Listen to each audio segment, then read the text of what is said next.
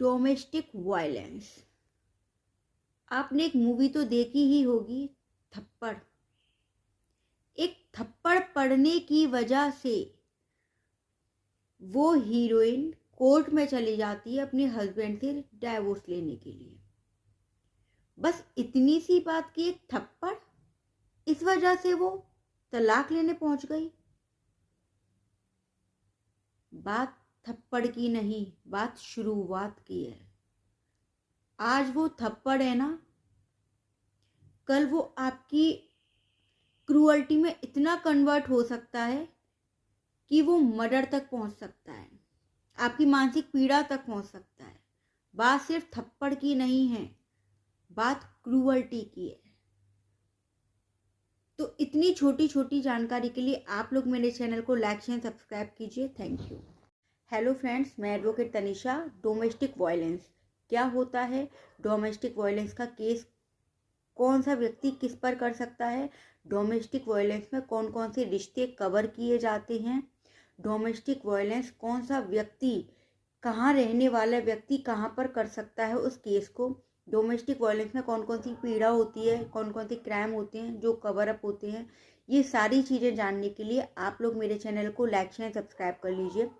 आज मैं पूरा का पूरा आपको पूरा डोमेस्टिक वायलेंस, घरेलू हिंसा बताऊंगी, जो कि दिन पर दिन हमारे कोर्ट में पहले आते थे। जमीन जायदाद के मामले आते थे, मर्डर के मामले आते थे, लेकिन इस टाइम पर घरेलू हिंसा के इतने ज़्यादा मामले आ रहे हैं कि पुराने मर्डर और ज़मीन जायदाद वाले मामले और ये सब तो बहुत कम हो गए हैं, यही मामले आ रहे हैं। तो पूरा वीडियो देखिए एंड तक।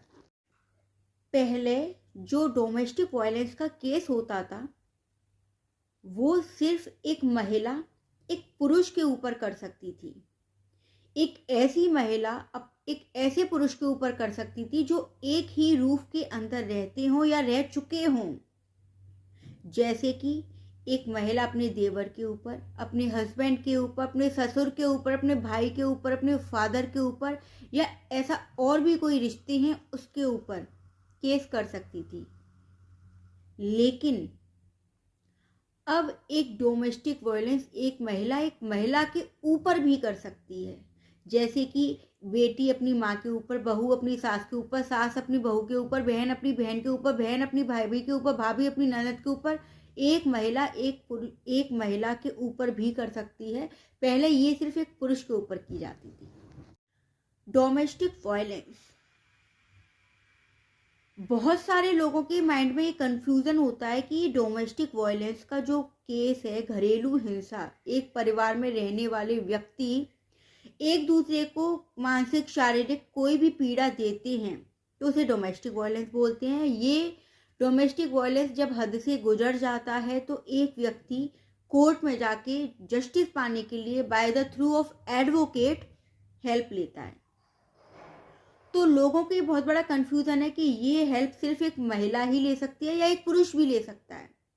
क्या ये केस एक महिला ही कर सकती है या पुरुष भी एक महिला के ऊपर ये केस कर सकता है? जानने के लिए मेरे चैनल को लाइक शेयर सब्सक्राइब कीजिए। जो घरेलू हिंसा का जो केस है, घरेलू हिंसा जो केस चलता है, वो सिर्फ एक महिला के ऊपर या पुरुष के ऊपर कर सकती है। एक पुरुष किसी महिला के ऊपर ये केस नहीं कर सकता। पहले ये सिर्फ एक पुरुष के ऊपर ही की जाती थी, जो सेक्शन 12 डोमेस्टिक वायलेंस है।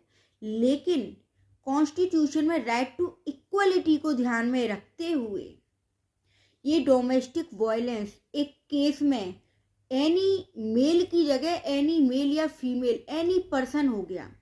मतलब कि एक महिला, एक पुरुष और एक महिला किसी के ऊपर भी ये केस कर सकती है घरेलू हिंसा, डोमेस्टिक वायलेंस का।